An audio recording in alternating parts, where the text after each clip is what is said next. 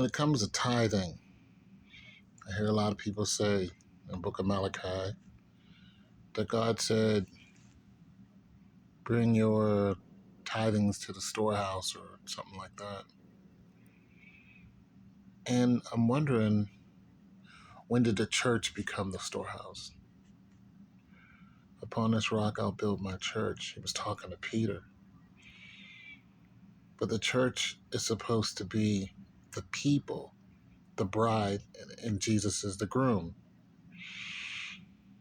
When the book of Revelation is what God is talking about, say this to the church of, he's talking about to the people. Now, when you're talking about giving your tithings, it's supposed to be to the storehouse because the Levitical priests are traveling around, giving the word and saying what you're supposed to do. Plus, they have this tent, this holy tent that they go into, which at one time the Ark of the Covenant of the Lord would be in there as the holiest of holies.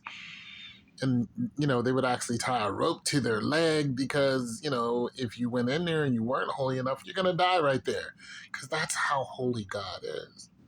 Then they'd have to drag you out. But these are the Levitical priests. They traveled all over the place. And you were supposed to, save up your meat for the storehouse. It was an actual storehouse. It wasn't a place where people went to worship. It was a place where people went and gave their 10% of their sheep or their oxen or their hay or whatever they needed for the Levitical priest when they came into town. This way, the priests were not a burden to anybody. You hear Paul talk about that a lot. Paul talks about working. He's like, don't be a burden to anybody. A little sleep, a little slumber. And Paul's like, don't be a burden. Go out there and work. And he talks about how the people who don't work, who were among them, point them out and let them know, hey, you're not working.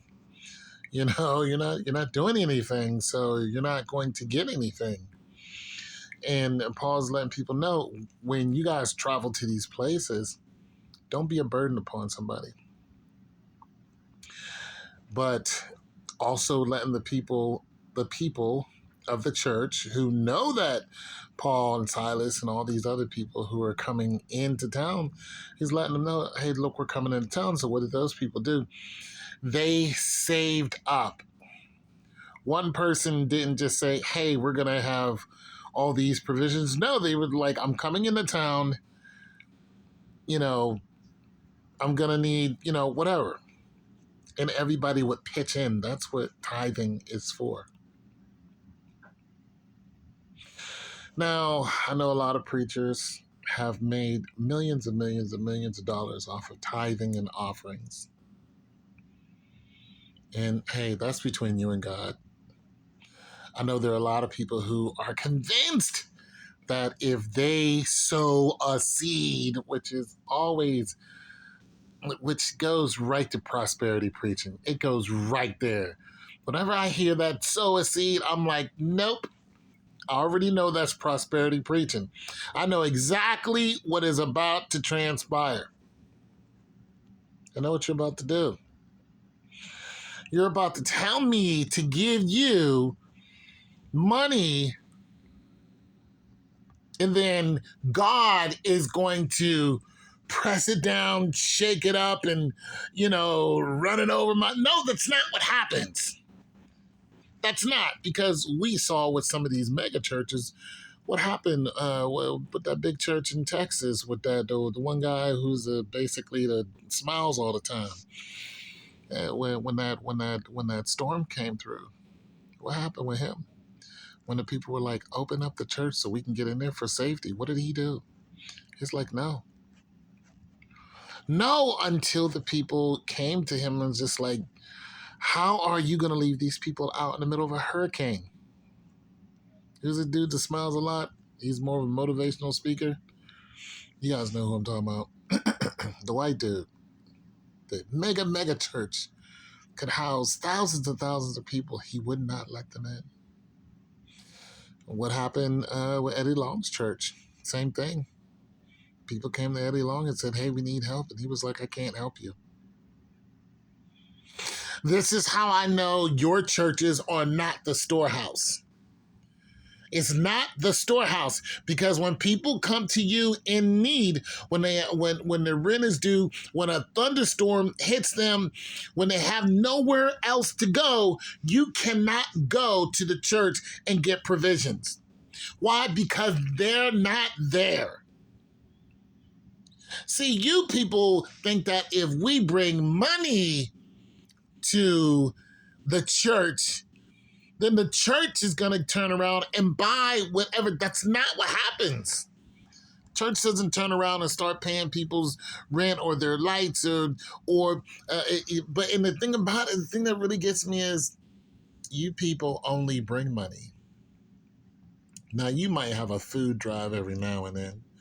I've seen a couple canned goods sitting around some churches, but a person can't go in there who's in need. This is in need, and get everything that they need to live.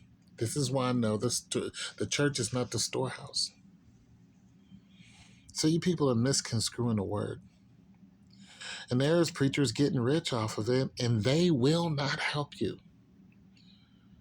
I've approached some preachers, and they just look down on me, and I'm like, never again.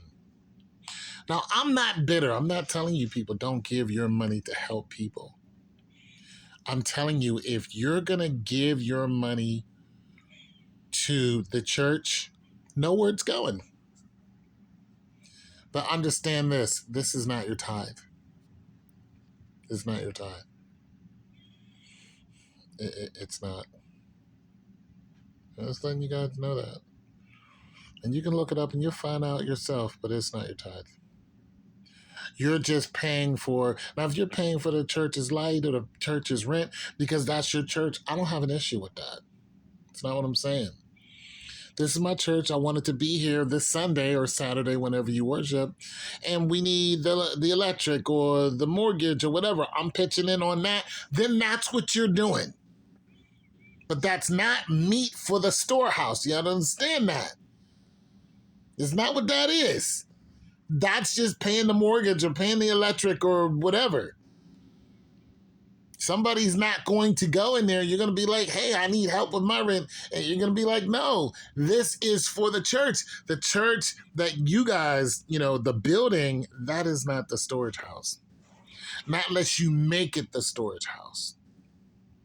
But usually that's not the case. I just wanted to point that out, and somebody can, correct me. I don't mind, but make sure you do it biblically so I can go and read it. A lot of you are being fooled, and I even tried to say this to some woman, and she was like, it's whatever. I'm going to keep doing what I'm doing. And I'm like, you do that. You do that. You keep doing what you're doing. I'm not here to argue with you about it. I'm just here to search the scriptures, and we can do that. I'm out.